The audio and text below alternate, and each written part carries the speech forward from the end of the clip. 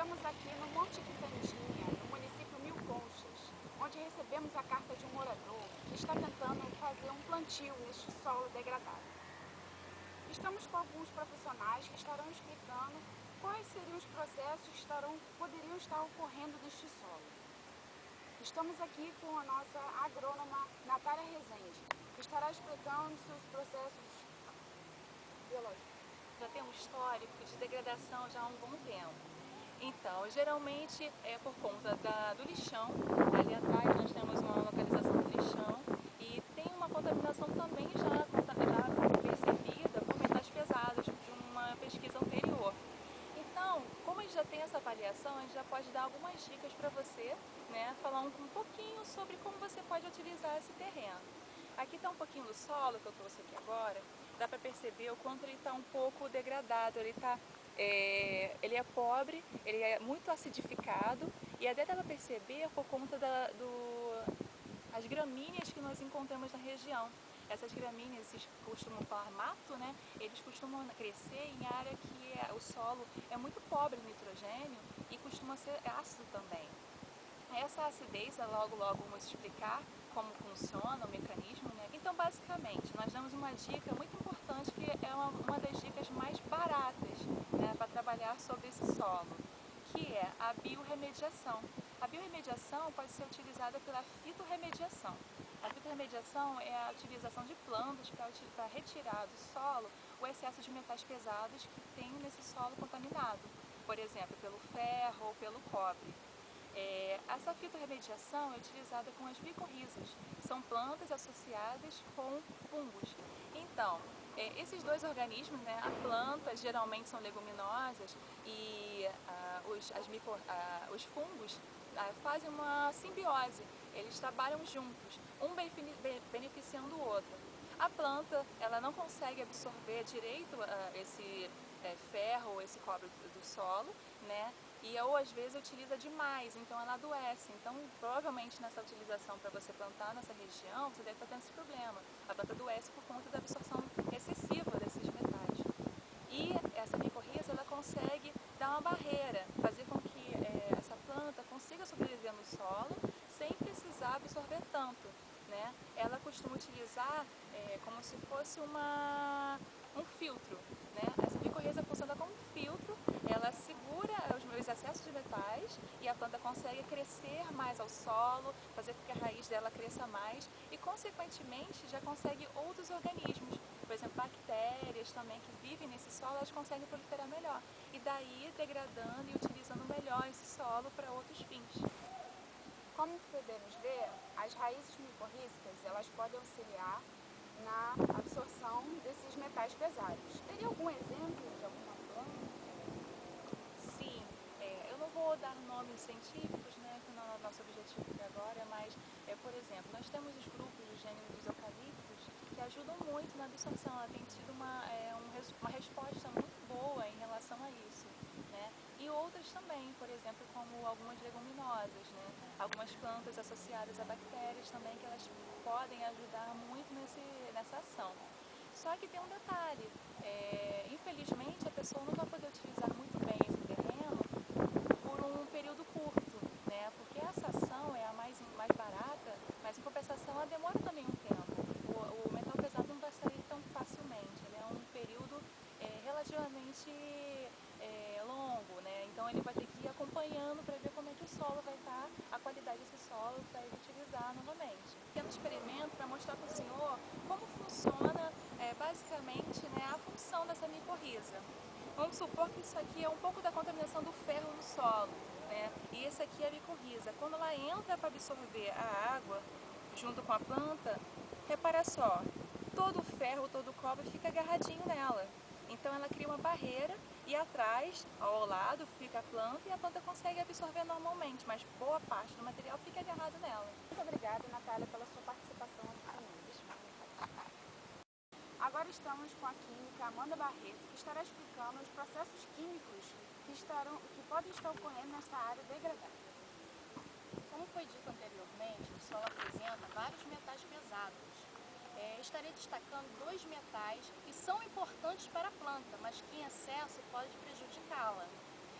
O zinco tem como forma natural de entrada no substrato e através do mecanismo físico ou químico da rocha matriz do solo, se apresentando como zinco orgânico e inorgânico, e está disponível principalmente como zinco iônico ou complexado com ligantes orgânicos. Em altas concentrações, esse metal é potencialmente tóxico, acarretando na diminuição tanto na produção de matéria seca da parte aérea, quanto da biomassa radicular, morte da plantula, inibição do crescimento vegetal.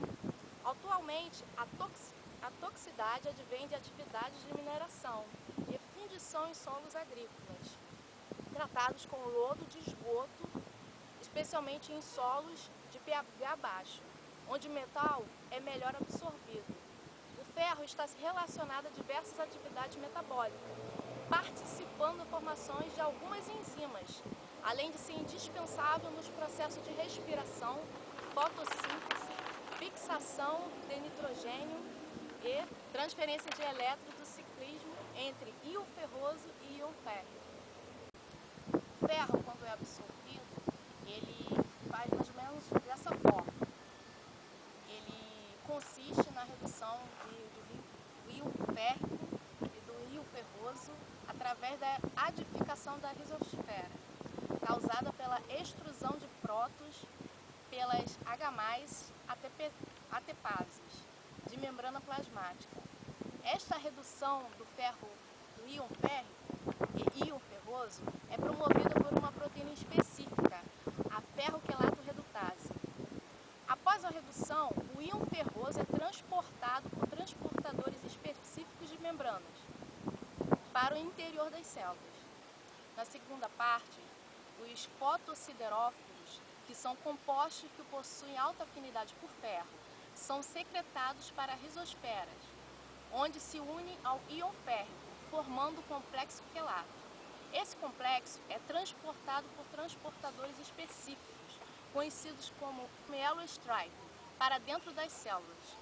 Porém, a homeostase deste elemento pode ser interferida por diversas condições ambientais, causando toxidez nos organismos, como nos solos ácidos, onde o baixo pH propicia o aumento da disponibilidade do ferro iônico, forma absorvível pelas plantas deste elemento.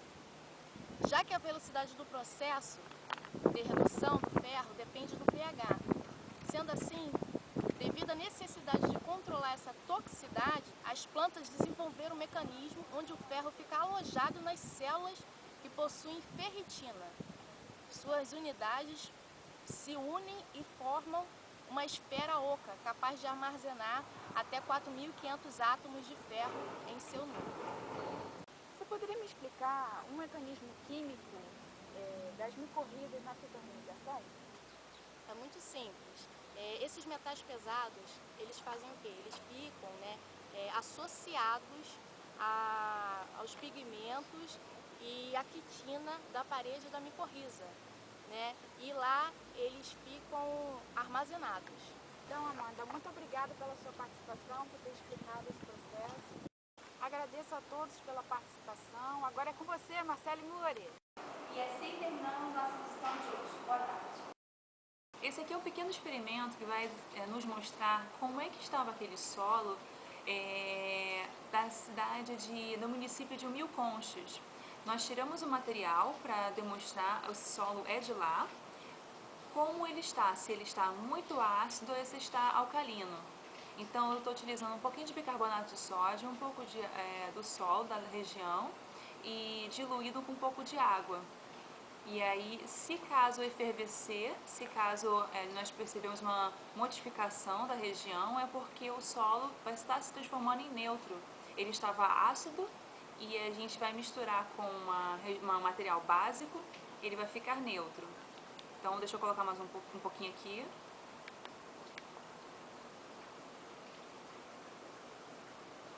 Viu como é que ele efervesceu? Essa aí é uma modificação, quando ele se transformou em um material neutro. É o encontro da acidez com o básico.